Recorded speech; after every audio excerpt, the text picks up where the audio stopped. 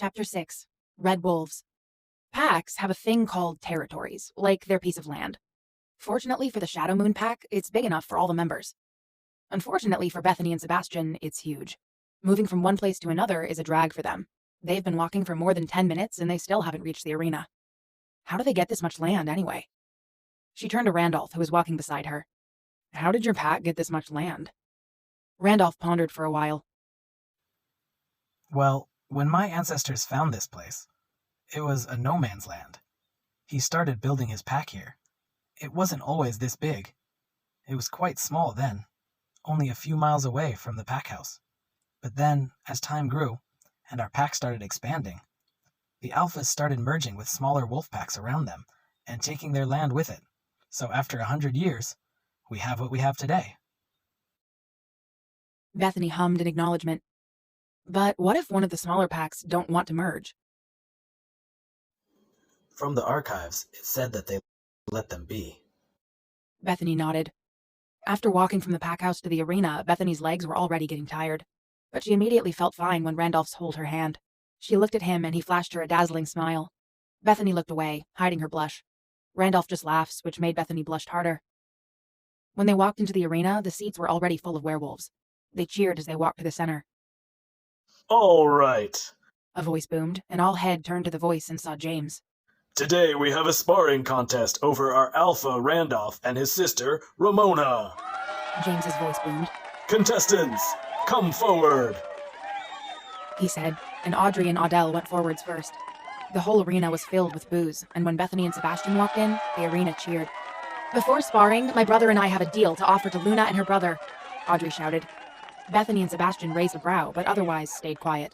Our deal is that the winner will be the new mates for Alpha Randolph and Ramona, she shouted, and everybody gasped. What about the losers? Bethany asked. Why? Admitting you're a loser so soon? Audel mocked.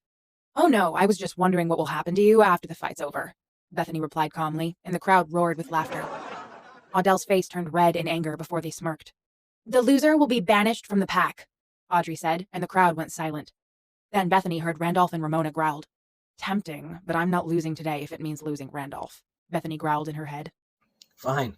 Good luck then, Sebastian said. Audrey and Audel spread their legs, ready to jump at the Lloyd twins while the Lloyd twins were just standing there feeling bored. Ready, set, spar! James announced and quickly walked away. Audrey and Audel let out a battle cry and ran towards Bethany and Sebastian, but they just stood there. Bethany saw Audrey smirked like she already knew she was going to win, and ran faster towards Bethany. From the corner of Bethany's eyes, she saw a lot of sad faces, some not even looking at the fight, fearing for the worst.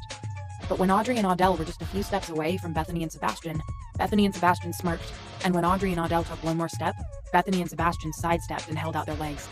Audrey and Audel stumbled and growled at them. Bethany held out an invisible cloak and yelled, Venga, Toro, venga! The pack started to look at the spar again and cheered. Audrey charged at Bethany and she swiftly dodged her. She did a perfect turn and faced the crowd.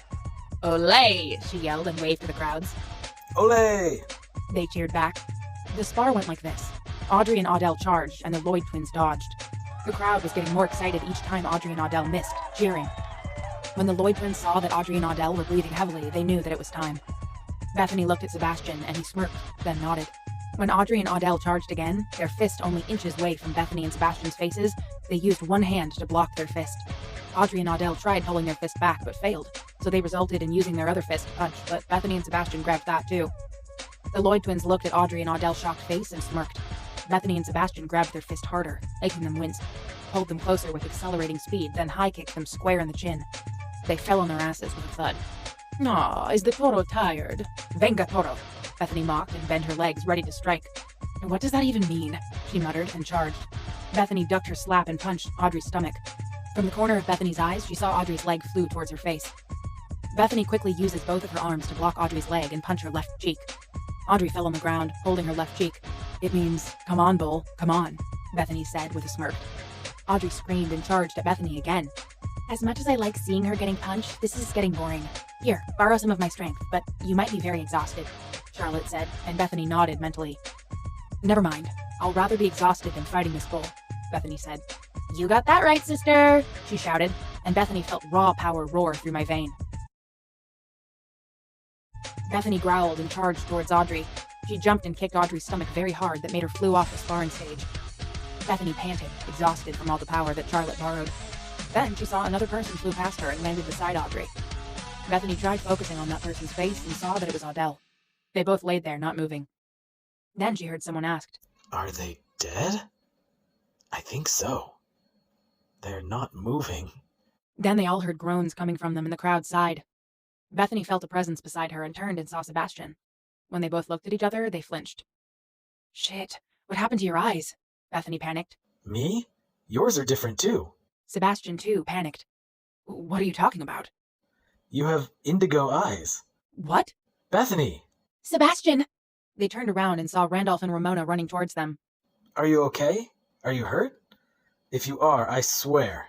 Randolph said when he reached Bethany's side. I'm fine. She didn't even land a blow on me, Bethany said, giggling. He looked at Bethany for a while, then he hugged her, lifting her off my feet and started spinning her around. Stop! Put me down, Bethany giggled. When he put her back down, he saw her eyes and gasped. What happened to your eyes?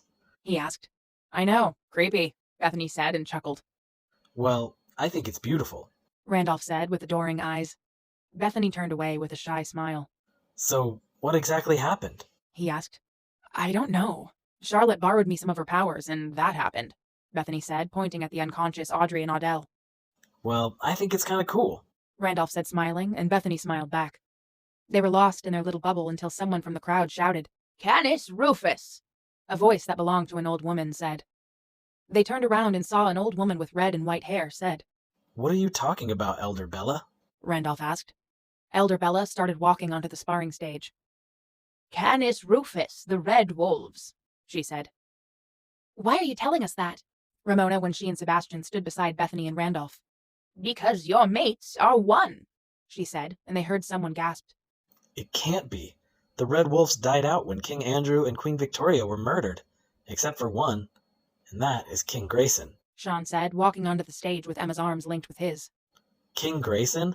As in the King Grayson? Randolph said, shocked.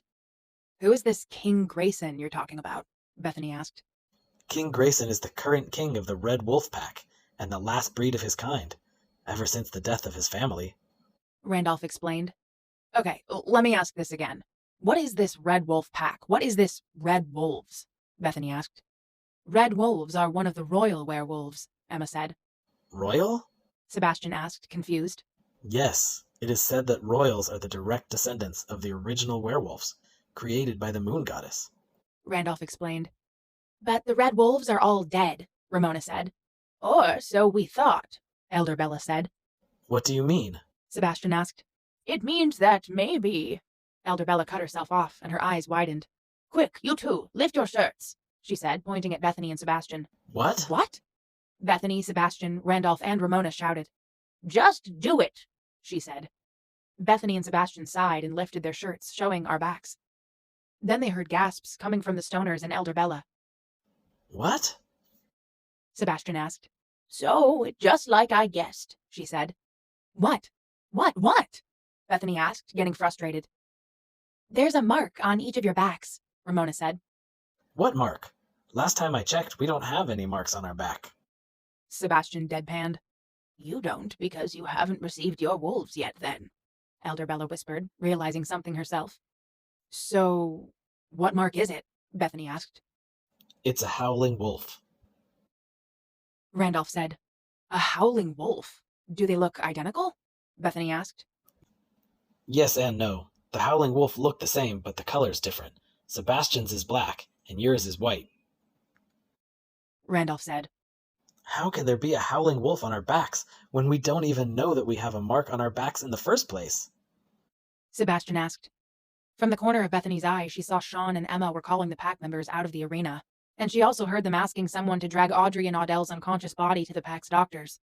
After a while, the arena was empty. There was a silence, and Elder Bella was the first to break it. I don't know. What? Emma asked. From what I've heard, the Red Wolf's pups usually have their marks since they were born. It does not come out all of a sudden. If it does, it will be written on the archives. Maybe it's not written in our archives, but the Red Wolf Pack ones? Sean supplied. Elder Bella hummed. That could be true, but then we have to ask for King Grayson to let us borrow them, which is impossible. But we could ask if he like any other living relative, maybe even long-distance ones. Then she turned to Bethany and Sebastian. Do you know anybody you're related to or related to the Red Wolf Pack? Or even a descendant of one? Bethany said with a confused look. I don't think they know. They just had their wolves. They didn't even know they were werewolves beforehand. Randolph said. What? Elder Bella gasped as she looked at the twins with widened eyes. But that's not possible, Elder Bella said. It's true, they have their wolves just know at school. But that's not possible. Every werewolf has their wolves before they were even born. It just does not add up, Elder Bella mumbled. I'll look into it and see if I can find anything. I think one of my friends will know about this, but for now, let's conclude that all of this is tied to them having their wolves recently. They nodded as they watched Elder Bella left. Bethany turned and saw that Sebastian's eyes were still indigo. Dude, your eyes. They're still indigo? Sebastian frowned when she nodded. You too, sis. Bethany frowned. How can we change them back? Bethany asked. Imagine your normal eye colors and concentrate, Emma said. They closed their eyes and concentrate on their normal eye colors, and when they opened them again, Bethany asked, Are they gone? Yeah, they're gone, but when you get too emotional, the indigo will come back. Like when you're angry, sad, sometimes when you get too hyper, Ramona said. How do you know? Bethany asked. Because it happened to us too. See? She said, and her eyes turned bright blue. Whoa. Sebastian said, making Ramona blush. Bethany elbowed him in the stomach. He let out an oof and glared at his twin. What? He asked, and Bethany just rolled her eyes.